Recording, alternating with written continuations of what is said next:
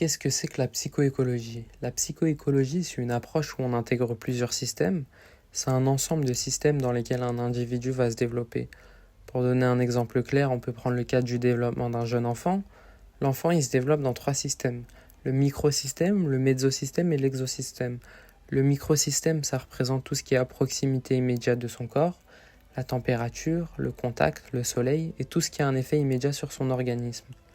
Le mésosystème représente le cercle social proche, comme la mère, la famille, les camarades d'école, les voisins, etc. Et l'exosystème, ça représente les normes sociales, les institutions, l'école et les récits qui créent les représentations sociales et culturelles. Et l'enfant, il se développe dans l'ensemble de ces systèmes et ils sont tous importants. Il n'y a pas un seul facteur de développement, mais une pluralité de facteurs qui participent au développement. On peut étudier le développement d'un individu.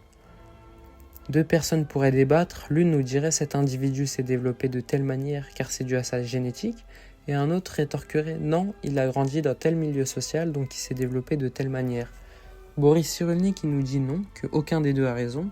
Ces deux-là, ils ont une pensée linéaire, c'est-à-dire que pour eux, une seule cause engendre une conséquence. Et Cyrulnik qui nous dit que pour avoir un raisonnement plus complet, il faut avoir une pensée complexe, c'est-à-dire d'avoir un raisonnement qui n'est pas paresseux, et d'inclure les autres systèmes. Donc l'individu ne se développe pas uniquement en fonction du facteur social, ni en fonction du facteur génétique, il se développe non seulement en fonction du facteur social, du facteur génétique, mais aussi des facteurs épigénétiques, environnemental, hormonal, émotionnel, etc. Dans son livre Des âmes et des saisons, il distingue 3 écologies, physique, émotionnelle, verbale. L'écologie physique, c'est le monde physique dans lequel on vit et dans lequel on se retrouve, le climat, l'altitude, la pression atmosphérique et l'ensemble des phénomènes physiques qui modifient notre organisme. L'écologie émotionnelle, ce sont nos affects et émotions qu'on ressent du fait de nos relations familiales et sociales. Et l'écologie verbale, c'est le monde intangible des mots, des croyances et des représentations socio-culturelles.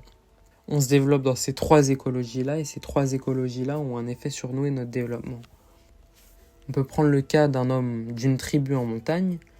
L'écologie physique dans laquelle il est dans un environnement vert, où il y a peu de bruit, peu de pollution, il fait froid et l'air il est sec.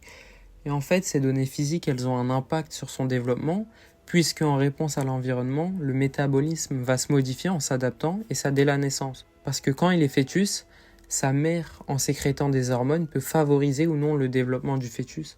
Par exemple, si la mère elle est dans un climat de stress constant, le cortisol va impacter le développement du fœtus, et plus tard, la personne qu'il deviendra. L'écologie émotionnelle, c'est les différentes émotions qu'il va ressentir auprès de sa famille, de son groupe de pairs, ses attachements, mais aussi les émotions qu'il ressent dans des situations dangereuses, s'il croise des animaux sauvages ou s'il prend des chemins dangereux. Et l'écologie verbale, enfin, elle prend forme dès qu'il est enfant, dès qu'il est bébé. L'homme, il est confronté aux récits sociaux, aux mythes culturels. Donc je vous renvoie à ma vidéo sur les mythes culturels pour plus de détails.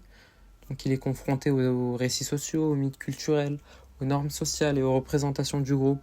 Et ces représentations, elles influencent sa façon de voir le monde et le développement de son cerveau.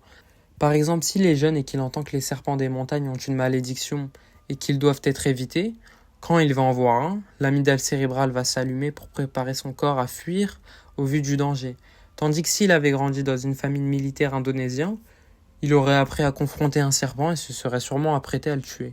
Enfin, le microsystème et l'écologie physique sont liés puisqu'ils représentent ce qui est à proximité de l'individu.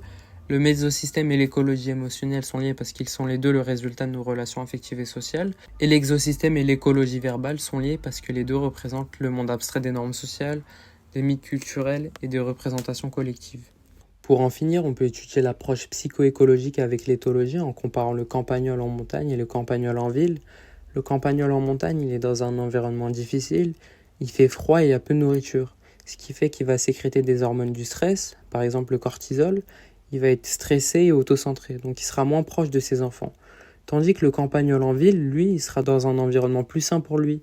Il y aura de la nourriture et le climat il sera agréable, ce qui fait qu'il va sécréter de l'ocytocine, l'hormone de l'attachement, et donc il sera plus proche de ses enfants et de sa famille. En conclusion, l'environnement il impacte le système endocrinien, et ça crée des changements de comportements sociaux, pourtant ils ont le même cerveau. L'écologie physique, elle modifie son organisme, ce qui va aussi modifier son écologie émotionnelle. On voit bien l'importance de prendre tous les facteurs en compte et pas seulement un facteur.